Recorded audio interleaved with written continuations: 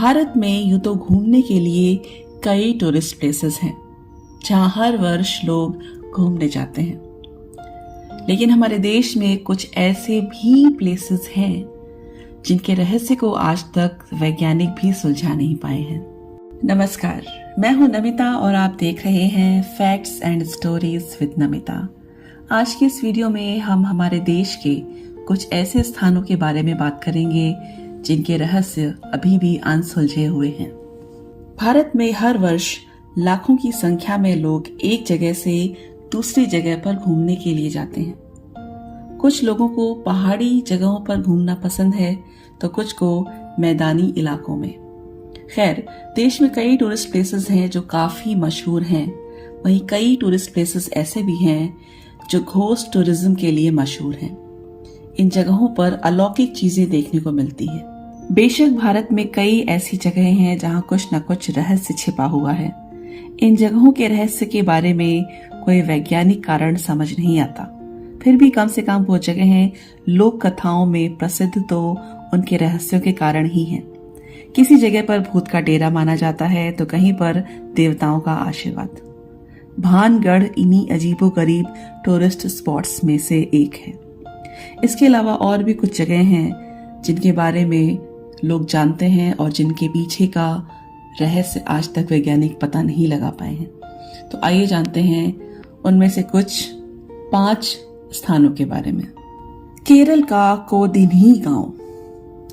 केरल का कोदिन्ही गांव। सबसे पहले बात करते हैं केरल के उस गांव की जहां का रहस्य वैज्ञानिक बिल्कुल भी सुलझा नहीं पाए। मल्लापुरम जिले में मौजूद कोदिन्ही गांव ऐसा है जहां 200 से ज्यादा ट्विंस रहते हैं। यहाँ हर दूसरे घर में ट्विंस होते हैं और कई बार ट्रिपलेट्स भी हो जाते हैं। इस गांव को सरकार भी विलेज ऑफ ट्विंस कहती है। इस गांव को लेकर एक बात अजीब है कि यहाँ की महिलाएं अगर किसी और गांव में शादी करके जाती हैं तो भी उनके जुड़वा बच्चे ही होते हैं। राजस्थान का कुलधरा गांव। आपने कुलधरा गांव के बारे में तो सुना ही होगा। ये राजस्थान का काफी प्रसिद्ध गांव है जहां आपको इंसान नहीं बल्कि खाली घर और खंडहर ही मिलेंगे।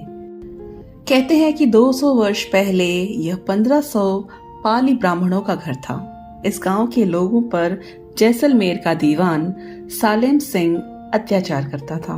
वो मनचाहा कर वसूल करता था। इसके बाद सालेम सिंह की नजर गांव के प्रधान या मुखिया की बेटी पर पड़ी।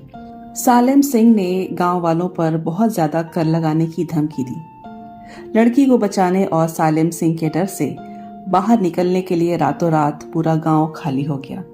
हालांकि किसी ने भी गांव के 1500 लोगों को जाते हुए नहीं देखा। कहा जाता है इस गांव को वो लोग श्राप देकर गए थे कि अब यहाँ कभी भी कोई भी बस नहीं पाएगा। असम का जतिंगा गांव। असम का जतिंगा गांव भी अपने अजीबोगरीब रहस्य के लिए मशहूर है।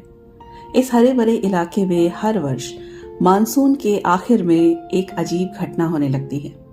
यहाँ सूरज ढलने के बाद हजारों की संख्या में पक्षी एक एक करके मरने लगते हैं। ऐसा क्यों, आज तक कोई नहीं जान सका। ये हर दिन होता है।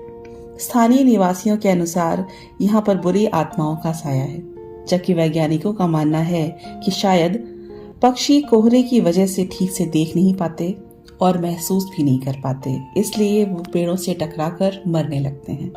मानव कंकाल वाला तालाब। रूपकुंड तालाब में अजीब रहस्य समाया हुआ है। हर वर्ष सर्दियों के बाद जैसे ही यहाँ की बर्फ पिघलती है वैसे ही इस तालाब में मानव कंकाल तैरने लगते हैं। 16,500 फीट की ऊंचाई पर मौजूद इस तालाब को वर्ष 1942 में खोजा गया था। तब से लेकर अब तक ये तालाब एक रहस्य बना हुआ है।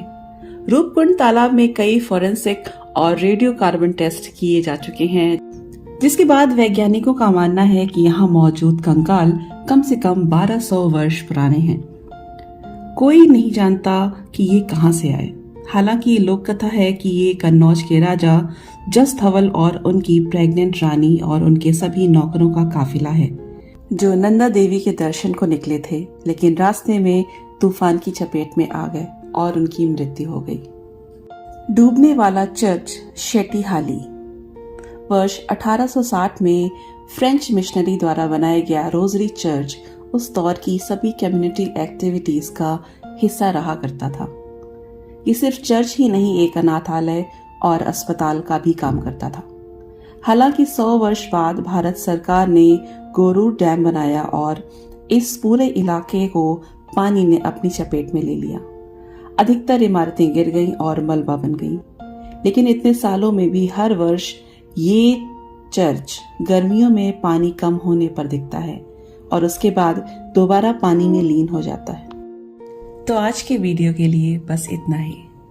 ऐसे ही और जानकारी और ऐसे ही और वीडियोस के लिए सब्सक्राइब करें facts and stories with Namita. मिलूंगी फिर से आपसे अगली बार कुछ नई बातों के साथ, कुछ नए वीडियोस के साथ। तब तक के लिए नमस्कार।